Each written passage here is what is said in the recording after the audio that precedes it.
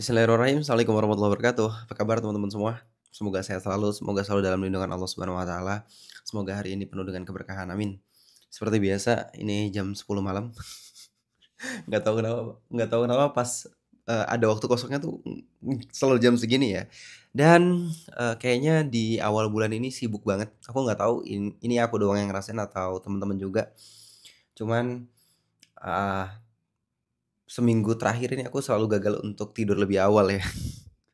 Dan aku selalu ingetin ke teman-teman semua, ke adik-adikku juga, bahwa tidur itu perkara yang sangat-sangat penting gitu. Bahkan saking pentingnya tidur Allah Subhanahu wa taala tuh sampai mention tidur itu bisa menyelamatkan agama gitu. Jadi kapan lagi kita tuh bisa nyelamatin agama dengan tidur? "Ah, emang iya Bang?" "Iya." Kalau nggak percaya buka aja Al-Quran surat Al-Kahfi. Di surat Al-Kahfi itu kan diceritain tentang pemuda pemuda gua ya, Kahf itu artinya gua, pemuda yang ada dalam gua. Rajanya Dekianus, raja yang zalim, terus kemudian dia pergi dan tidur di gua. Ngapain emang mereka, sampai sampai bisa tercatat di dalam Al-Quran? Ya nggak lain nggak bukan, mereka tidur gitu, tidurnya banyak banget 309 tahun. Nah ketika kita tuh bisa tidur dengan baik dan benar, dengan niat karena Allah, itu adalah pahala yang luar biasa dan siapa yang tahu kalau kita meniatkan segala sesuatu, itu dengan niat karena Allah kan pasti bernilai pahala gitu ya. Apalagi kalau ini tuh adalah hal yang tanda kutip ya sepele gitu. Orang-orang lihat mungkin sepele tapi ini adalah hal yang, sangat azim, sangat besar dan saking pentingnya tidur Allah tuh sampai mention wa ja'alnal laila libasa. Teman-teman semua, aku nggak tahu teman-teman ngerasain apa enggak, cuman kalau misalnya teman-teman ini aktif di satu bidang olahraga gitu, entah misalnya teman-teman suka nge-gym atau enggak suka lari. Nah, kita tuh bakal ngerasain performa lari kita, performa nge-gym kita, itu bagus atau enggak dari 2 hal minimal ya. Yang pertama dari asupan makanan, yang kedua dari pola tidur. Ya, terus performa latihan. Jadi kalau misalnya kita latihan aja, makannya nggak bagus, tidurnya nggak bagus, itu percuma. Kalau kita makan yang bagus aja, nggak latihan dan nggak tidur bagus, itu juga percuma. Kalau kita tidur aja, nggak latihan dan nggak makan yang bagus, itu juga percuma. Tapi yang paling vital itu adalah tidur, sama makan, sama latihan. Kalau aku sih gitu sih, runutannya aku bukan bukan orang medis sih, cuman aku kayak ngebagi proporsi di dalam hidup aku tuh itu. Jadi yang paling utama untuk bisa aku waras gitu ya, untuk bisa aku fresh itu adalah tidur. Habis itu baru apa, perbaiki makanan. Terus habis itu apalagi, baru kalau misalnya ada waktu buat, exercise, buat latihan, baru olahraga gitu. Nah, jadi tidur itu sangat penting banget buat, diri kita teman-teman dan kita tahu Indonesia tuh menempati ranking berapa ya, ketiga apa kelima gitu, negara paling, jelek kualitas tidurnya. Jadi ada riset tentang kualitas tidur seseorang. Ingat Allah bilang, "Wa ja'alnal laila libasa."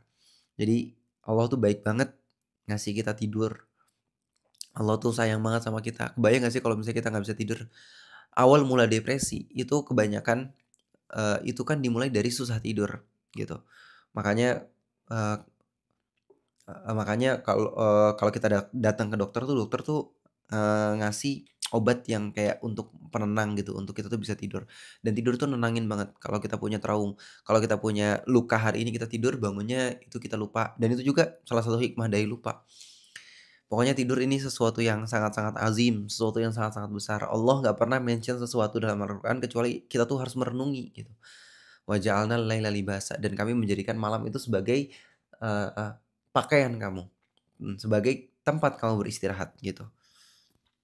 Dan itu, jadi bulan ini tuh aku ngerasa kayak sibuk banget sampai-sampai waktu tidur aku tuh kacau gitu. Aduh, aku harap kalian, nggak gitu ya. Oke, jadi tolong tata waktu tidurnya supaya tetap sehat, supaya, kita tuh bisa performa dalam beramal soleh di keesokan harinya, jadi itu. Nah, pertanyaannya kenapa di bulan Januari ini tuh, kayak sibuk banget? Aku nanya ternyata sama guru aku nanya sama, teman-teman aku, bahkan aku nanya sama Dena, sama istriku, "Bun, kok kenapa ya, awal Januari ini kayaknya kita sibuk banget. Iya ya, ya semua namanya juga awal tahun kan, awal tahun pasti akan banyak meeting, pasti akan banyak program gitu. Oh iya ya, wajar ya. Tapi sebenarnya kita di awal tahun atau nggak awal tahun ya tetap aja waktu kita random. Karena kan satu, kita kita buka usaha sendiri, ya kalau kita buka usaha sendiri kan tandanya kan ya random gitu ya. Kita nggak bisa tahu, tapi kita punya kebebasan untuk nentuin kapan kita nyelesain urusan kita, kapan enggak gitu. Nah, di titik ini aku ngerasain bahwa kayaknya nggak akan ada kalau kita berharap waktu itu akan ada yang kosong, kayaknya semakin kita dewasa, semakin kita besar, semakin kita punya banyak tanggung jawab, itu jangan pernah berharap bahwa waktu itu akan kosong. Pasti pastinya atau enggak umumnya itu orang semakin dia tua, semakin dia dewasa, semakin banyak tanggungan dan waktunya akan semakin semakin sempit.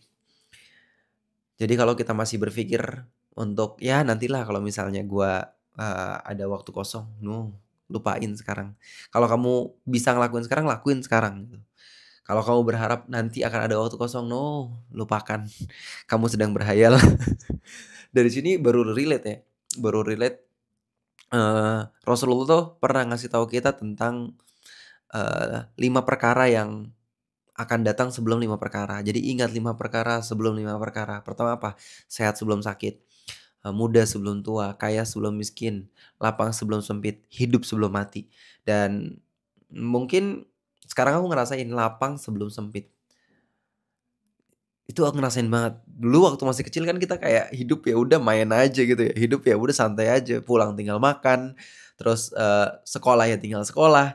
Kalau sekarang tuh justru kita tuh harus mikirin gimana ada makanan gitu, gimana anak kita bisa, punya asupan gizi yang bagus, gimana keluarga kita bisa dapetin A, B, C, D, gimana caranya kita bisa mendapatkan D, E, F, G. Nah itu semuanya itu butuh pengorbanan terhadap waktu gitu.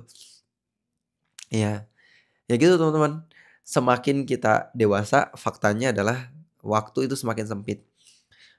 Sekarang kalau teman-teman yang nonton ini belum menikah, ketahuilah salah satu keuntungan jomblo ya, salah satu keuntungan orang yang belum nikah adalah waktunya itu masih banyak gitu. Waktunya tuh masih, bisa teman-teman explore di banyak hal gitu. Nanti kalau misalnya udah nikah tanggung jawabnya akan semakin bertambah. Kalau misalnya kita tambah tanggung jawab, otomatis waktu yang kita punya itu juga berkurang.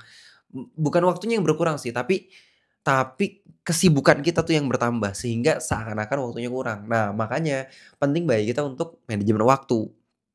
Jadi kalau misalnya penataan waktu kita sebelum nikah aja udah ancur-ancuran, kita nggak menata prioritas, kita nggak menata mana yang pengen kita kejar, mana yang pengen kita cicil, maka tidak mungkin pada saat kita sudah nikah, kita bisa menata waktu itu, tidak mungkin. Mmm, karena apa ya, ya waktu dari dulu ya sampai sekarang ya 24 jam aja, cuman, gimana caranya kita tuh bisa, tahu mana yang penting buat kita kerjain, mana yang enggak. Dan itu setiap hari adalah pelajaran hal yang baru. Jadi aku kalau misalnya, bangun tidur tuh aku mikir nih kira-kira hal apa nih yang paling penting aku kerjain di pagi hari. Karena kalau udah siang, wah ini udah chaos, udah banyak banget hal yang dipikirin. Tiba-tiba ada janji, tiba-tiba ada anak, tiba-tiba ada istri, tiba-tiba ada kerjaan A, B, C, D. Jadi usahain pagi itu kita letakin, sesuatu yang sangat-sangat penting gitu. Dulu, kalau misalnya aku lagi ngejar, buat materi, buat presentasi gitu ya, biasanya aku ngedit itu di subuh, di waktu subuh gitu. Tapi aku ngerasa kayak, salah, ini kan masalah teknis. Harusnya yang penting itu bukan bukan teknisnya, tapi, konsepnya gitu. Jadi aku rubah, jadi pagi-pagi itu setelah baca Quran, setelah, ngelakuin hal, zikir dan lain sebagainya, itu baru aku, coba untuk mematangkan konsep. Jadi bukan bukan yang editing gitu misalnya. Itu kan learning by doing gitu. Nah jadi intinya kalau kamu masih jomblo, please jaga waktu kamu. Karena tanggungan kamu belum sebanyak yang udah nikah, waktu kamu juga masih, banyak luangnya. Jadi itu adalah mungkin satu-satunya ya, satu-satunya hal yang aku ngerasa hilang gitu. Apalagi nanti kalau udah punya anak. Jadi kalau misalnya kita belum siap-siap mempersiapkan diri dari sekarang, oh my goodness. Jadi please ya, tata waktu kamu dari sekarang, hargai waktu, kamu karena Rasulullah ngingetin kita, "Ingat lapang sebelum sempit," gitu. Tadi sebelum aku take video ini aku, ngobrol dulu sama, istriku, sama Dena, dia udah ngantuk, nah dia udah tidur gitu, tapi aku punya azam buat bikin video dulu. Terus aku bilang ke dia, eee, "Bunda Bunda capek banget ya," gitu. Ya kan setelah ngomong tentang kesibukan hari ini, terus aku tanya, "Bunda, capek banget ya, mau ayah pijitin nggak?" Gitu. Terus, "Enggak ayah, ayah juga kan masih ada yang belum dikerjain." Terus akhirnya istriku tuh cerita, "Aku capek banget ya," gitu. Terus, "Tapi aku tuh capeknya capek seneng. Kenapa? Ya karena kita tahu bahwa kita nih ngelakuin ini semua itu dapat pahala, kita ngelakuin ini semua tuh, dapat ganjaran nanti sama Allah. Apalagi kalau kita bener-bener sadar bahwa yang kita lakuin ini niatnya untuk Allah. Karena berapa banyak orang yang melakukan sesuatu, tapi niatnya untuk sesuatu yang materi aja gitu. Ada orang yang kerja niatnya untuk kerja bukan untuk ibadah, kan ada banyak ya. Karena niat itu kan masalah hati, bukan masalah fisik. Mungkin sama-sama sholat, tapi yang satu niatnya riya, satu niatnya ya, ibadah. Mungkin sama-sama beramal soleh, tapi yang satu niatnya cuman humanity, yang satu niatnya bener-bener karena Allah, bukan hanya cuman sekedar humanity, itu kan sesuatu yang beda gitu. Nah istriku bilang, "Aku capek banget, cuman aku tuh sadar bahwa aku tuh ngelakuin ini semua karena Allah, jadi capeknya worth." Itu. Terus aku bilang, "Alhamdulillah ya, untung kita tuh, kenal sama Allah, untung Allah tuh baik banget ngasih kita hidayah, ngasih kita bimbingan. Jadi kita tuh berjalan hidup itu bukan kayak robot." Ngerti nggak sih?